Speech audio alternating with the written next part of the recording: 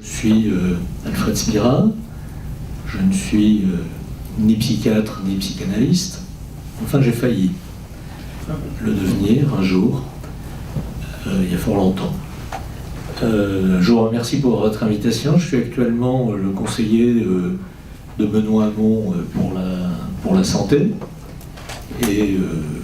donc je suis venu vous exposer non pas une opinion par rapport à la proposition que vous formulez, que je découvre, des consultations publiques de psychanalyse,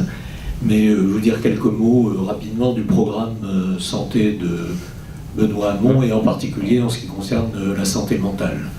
Alors avant de venir plus précisément à la santé mentale, je voudrais dire deux choses. D'une part, le contexte dans lequel ce programme a été construit et dans lequel Benoît Hamon le porte, et puis d'autre part resituer le débat auquel vous m'invitez dans le cadre d'une préparation, une élection présidentielle qui en plus se passe dans des circonstances tout à fait particulières et difficilement décryptables. Alors le programme santé de Benoît Hamon est candidat pas seulement au nom du Parti Socialiste, comme ceci est marqué ici, mais au nom de Europe Écologie Les Verts et du Parti Radical de Gauche. Voilà, ceci a bien entendu son importance. Donc Benoît Hamon est porteur d'un certain nombre de valeurs. Je ne vais pas m'étendre beaucoup, mais juste quelques mots pour que vous voyez le contexte de construction de ce programme. La première des valeurs que porte Benoît Hamon, c'est l'égalité, ou plutôt la lutte contre les inégalités. Vous avez fait très brièvement allusion dans le propos de Sigmund Freud. Notre analyse est que le système de santé français, qui est un système extrêmement achevé, puissant, c'est le système de santé de la 5e puissance mondiale. C'est un système qui, il n'y a pas très longtemps encore, été classé par l'Organisation mondiale de la santé comme le meilleur système de santé au monde. Alors ces classements, il faut les prendre de façon très relative, vous savez, c'est comme les sondages qu'on nous présente tous les jours. Ce sont des choses qu'il faut regarder avec beaucoup de recul. Mais ce que je veux dire, c'est qu'il y a un système de santé extrêmement bien organisé, extrêmement puissant, qui représente un investissement important pour la nation. J'ai dit un investissement, pas un coût, pas un déficit, un investissement. L'une de ses caractéristiques quand même, c'est qu'il n'arrive pas à offrir les mêmes services, les mêmes prestations, les mêmes apports à toutes les personnes selon leur catégorie sociale, selon l'endroit où elles habitent, selon leur genre, selon leur statut culturel. Donc le premier axe, c'est la lutte contre les inégalités de santé. Le deuxième axe de ce programme, c'est la solidarité, parce que l'analyse que nous faisons est que la santé, c'est-à-dire le bien-être au sens de la définition de l'Organisation mondiale de la santé, est un bien commun que nous partageons, qui est fait de plus que la somme de nos états de santé individuels et qui reflète notre bien-être collectif, c'est-à-dire notre aptitude à vivre, si possible en étant heureux, notre aptitude à utiliser notre bien-être pour travailler, pour contribuer à notre richesse individuelle, mais surtout à notre richesse collective, pour fournir du travail à d'autres personnes, pour préserver ce bien-être en innovant et en produisant des services et des biens qui eux-mêmes sont générateurs de richesse. Voilà. Pour atteindre ces objectifs que je viens d'énoncer, la solidarité est un élément absolument fondamental et qui se traduit par des propositions sur lesquelles je ne vais pas revenir parce que ce n'est pas le sujet de ce soir, mais je voudrais juste,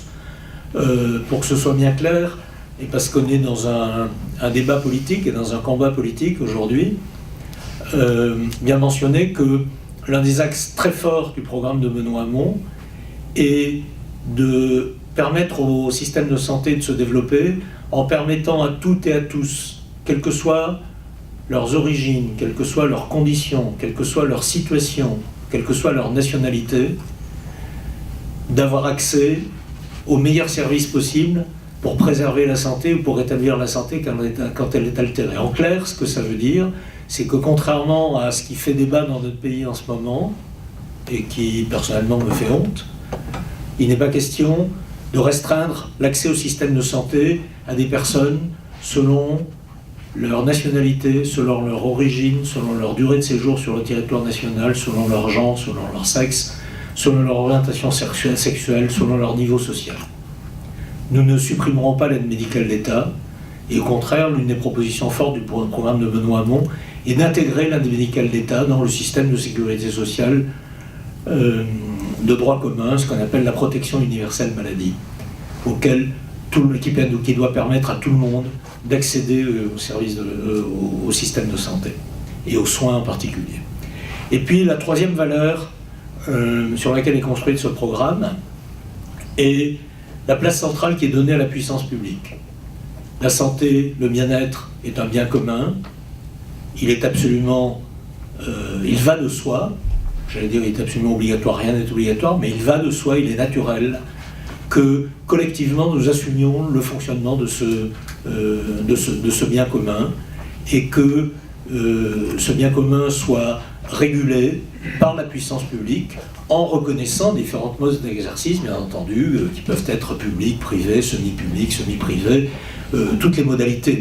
modalités sont possibles, mais il faut que nous l'organisions sous l'égide d'un État qu'on s'est donné. On a la chance de vivre dans un État démocratique, avec une représentation élective qui a son mot à dire in fine dans l'organisation du système de santé. Alors ceci étant dit, vous aurez compris, j'ai insisté sur une mesure qui est tout à fait emblématique, qui est l'accès pour tous, l'aide médicale d'État, la CMUC, l'aide complémentaire santé, qui sont des dispositifs spécifiques pour les plus pauvres ou les plus démunis ou les plus fragiles de nos sociétés. Nous proposons d'unifier ces systèmes et de rendre leur accès automatique. Et dans ce contexte, ce que vous avez présenté sur une chose que je ne connaissais pas du tout ou pas très bien, les CPP, comme ça, c'est aussi une suite qu'on utilise, sont un élément particulièrement intéressant. Alors pour en venir à la santé mentale, le programme de santé de Benoît Hamon comporte 27 mesures. Alors, on ne peut pas absolument tout aborder dans le cadre d'une élection présidentielle, et c'est pour ça qu'il y a des réunions comme celle-ci pour approfondir les sujets. Je vais quand même vous lire sur les 27 mesures. Il y a une mesure qui concerne la santé mentale, dans un programme qui est très orienté vers la prévention, la préservation de la santé, la défense de l'environnement, d'un environnement favorable à la santé. Vous avez sûrement entendu Benoît Hamon parler des perturbateurs endocriniens, par exemple. Voilà, ça fait partie des axes forts de préservation de la santé, de préservation de notre environnement pour préserver la santé. Alors en ce qui concerne la santé mentale, il y a une mesure qui porte le numéro 7, mais peu importe, il n'y a pas d'hierarchie dans les mesures. Cette mesure, je vous la lis, elle est libellée de la façon suivante. Parce qu'un quart des Français souffriront d'une maladie psychiatrique dans leur vie, la politique de santé mentale sera développée de façon transversale, médecine scolaire, médecine du travail, formation initiale et continue des généralistes. Les structures d'accueil non hospitalières offrant une alternative à l'hospitalisation ou favorisant les sorties seront développées. Voilà, ces mesures sont brèves, encore une fois, il y a 27 mesures, et dans un programme d'ensemble qui comporte à peu près 150 pages, la santé représente 3 pages, ce qui est déjà un progrès par rapport aux campagnes précédentes. On est dans le cadre d'une campagne présidentielle et il ne revient pas au débat lors de la campagne présidentielle d'indiquer ou de discuter même des questions de gestion, en l'occurrence de la prévention ou du système de santé, qui reviendront à un gouvernement. Les fonctions du président de la République ne sont pas de gérer les affaires du pays au jour le jour. Cette tâche revient au Premier ministre et au gouvernement dont il s'entoure. Le président de la République est là pour indiquer des orientations, une perspective, une vision dont il confiera la mise en œuvre au Premier ministre, au gouvernement. C'est en tout cas la façon dont est rédigée la Constitution qui est encore en vigueur. Je ne sais pas pour combien de temps, mais en tout cas pour le moment, on fonctionne sous la Constitution de la Ve République. Donc, pour cette raison d'abord, pour la deuxième raison qui est que il ne me revient pas d'avoir ici un discours d'expert. Je suis ici en tant qu'homme politique. Je n'entrerai pas dans la discussion de ce que vous nous avez présenté, bien entendu, et des différentes modalités de pratique de la psychanalyse, ou d'ailleurs d'autres disciplines relevant de la psychologie, de la psychiatrie ou de la médecine. Il s'agit là de débats d'experts dans lesquels je ne m'immiscerai pas. Néanmoins, concernant la santé mentale, notre analyse, l'analyse de Benoît Hamon, est d'abord que le fait de reconnaître très fortement que les questions liées à la santé mentale et aux maladies psychiatriques, et j'emploie ce terme maladie psychiatrique un peu vague, de façon générique, à dessein, on pourra en discuter peut-être plus en détail si vous le souhaitez, ces préoccupations sont des préoccupations majeures de santé publique. Donc, elles sont inscrites très clairement dans le programme. Les raisons en sont, et vous le savez mieux que moi, qu'on estime qu'à peu près 25% des personnes qui vivent en France ont souffert ou souffriront un jour de maladies psychiatriques, que plus d'1 million de personnes de plus de 18 ans ont été prises en charge ou seront un jour prises en charge pour des troubles de la santé mentale ou des affections psychiatriques par le système de soins, que chaque année en France, environ 200 000 personnes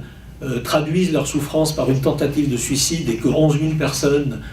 entre 11 000 et 13 000 personnes même, chaque année meurent à la suite d'un suicide, que 1% de la population française souffre de troubles de type schizophrénique, ou 2% de la population souffre de troubles de l'humeur,